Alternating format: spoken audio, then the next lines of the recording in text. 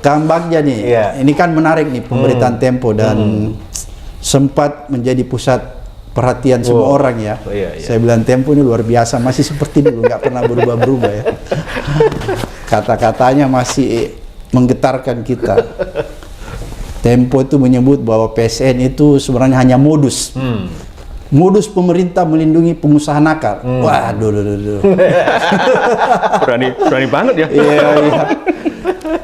Kemudian yang menarik lagi bahwa selama berkuasa Jokowi setidaknya ada 233 ya PSN yang tersebar di seluruh daerah yang nilai investasinya 6,247 triliun.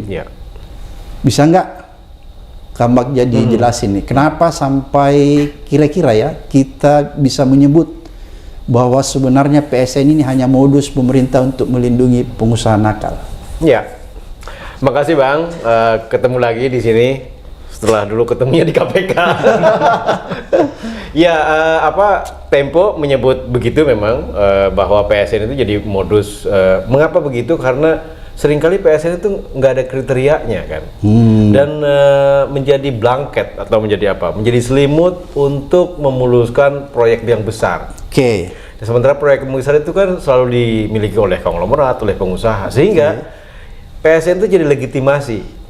Dari kacamata pemerintah, memang kelihatannya ini kan dimulai dari zaman Pak Jokowi kan. Dimulai dengan kacamata bahwa ini. Jangan dulu, Kang Bagja. Tadi Anda menyatakan bahwa ini dimulai dari zamannya Jokowi nih. Apa zaman sebelumnya kayak SB sering nggak juga dia mengeluarkan? Ada juga. Tapi ini paling parah di zaman Jokowi. Paling parah karena paling banyak dan kontinu kan. Kan proyek PSN itu dimulai dari 2016 ya? 2016 mulainya. 2016. Kalau PSB-nya kan MPTKI itu kan. Nah tadi jadi ketika ada proyek di situ, lalu dikasihlah embel-embel PSN. Sehingga dengan begitu dia proyeknya menjadi istimewa kan. Namanya juga proyek strategis nasional. Artinya apa? Pemerintah jadi bisa semena-mena di situ, ya kan? Sehingga dengan kekuasaan pemerintah yang luar biasa besar, dia punya aparat, dia punya sumber daya. Ketika menetapkan sebuah area jadi PSN, maka yang ada di sana, baik masyarakat, baik makhluk hidup lah, orang utan yang ada di sana pun harus nyingkir loh. Bisa digusur ya? Bisa digusur karena menghalangi pembangunan. Jadi kalau orang utannya nggak pergi bisa ditembak ya? Ya artinya itu kan jadi modus saja kan untuk pembangunan. Padahal kan mestinya tidak begitu. Mengapa? Karena di dalamnya kan mungkin ada masyarakat, mungkin ada keanekaragaman hayati, mungkin ada tumbuhan endemik di situ.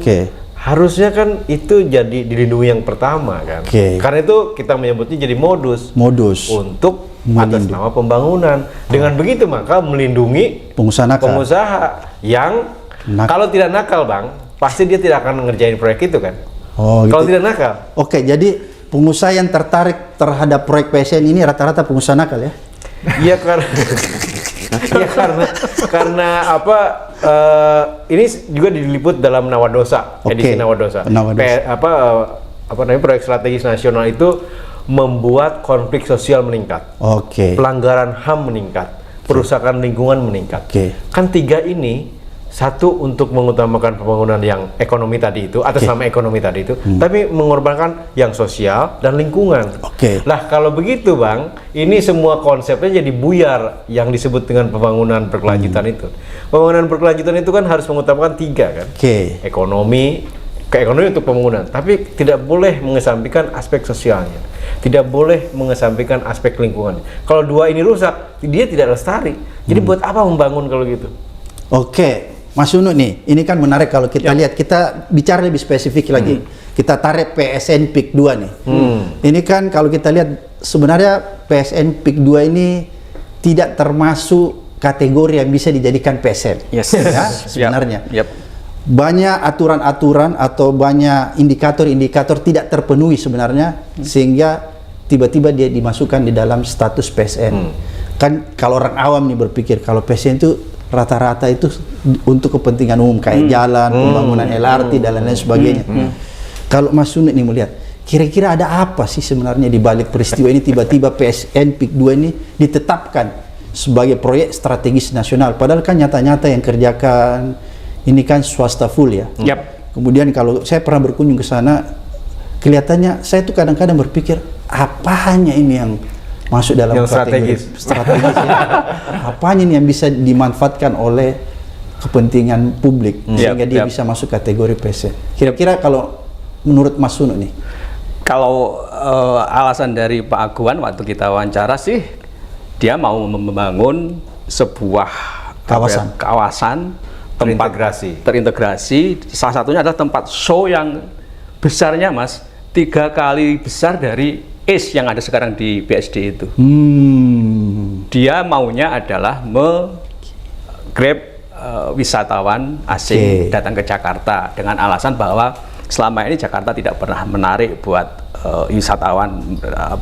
Buktinya adalah wisatawan yang datang ke Jakarta itu hanya menginap 3 hari, beda dengan di daerah lain yang bisa sampai 3 atau 5 hari begitu. Tapi itu alibi mereka. Sebenarnya ini adalah ya menggarisbawahi apa yang dikatakan oleh Kang Baja. Ini adalah upaya dari pengusaha nakal supaya dapat legitimasi untuk menggrab suatu wilayah yang sebenarnya itu mestinya dipertahankan.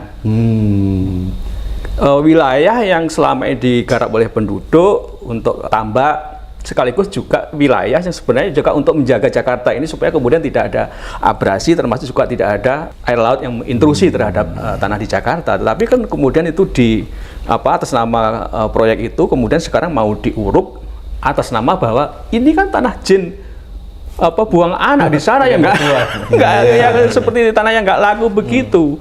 Nah, atas nama itulah kemudian mereka menyiasat itu, termasuk diantaranya itu adalah bagian dari semacam trade off dari ketika Pak Aguan kemudian masuk ke IKN yang itu adalah butuh uang yang besar. Pak Aguan bilang sudah triliunan rupiah dia habiskan di sana.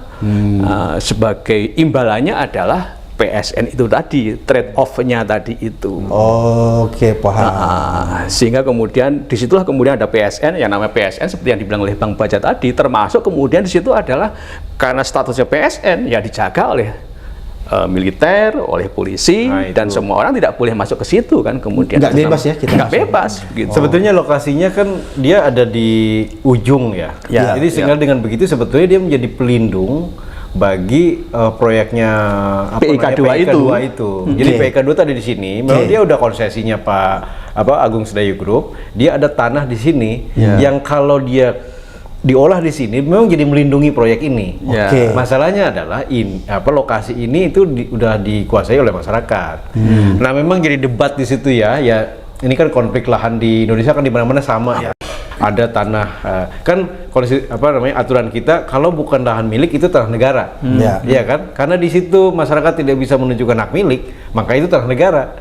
Akibatnya mereka yang ada di sana disebut penyerobot. Nah, dengan begitu maka padahal mereka penggarap loh. Penggarap mereka. Penggarap kemudian ketika ditanya mana hak miliknya, tidak ada. Nah, tetapi undang-undang menyatakan kalau bukan hak milik dia punya negara gitu. Status tanah di kita kan begitu. Nah, dengan begitu maka jadi dia jadi punya tanah negara. Begitu dia ditetapkan jadi PSN, nah itu jadi bertumpuk-tumpuk kan. Satu tidak udah digarap masyarakat di situ bertahun-tahun, kemudian dengan begitu statusnya punya negara, tapi ketika ada konsesi di sini yang mau mengelola dan itu ditetapkan jadi PSN, jadi numpuk-numpuk ininya. Jadi menimbulkan problem besar ya. Problem baru kan jadinya. Karena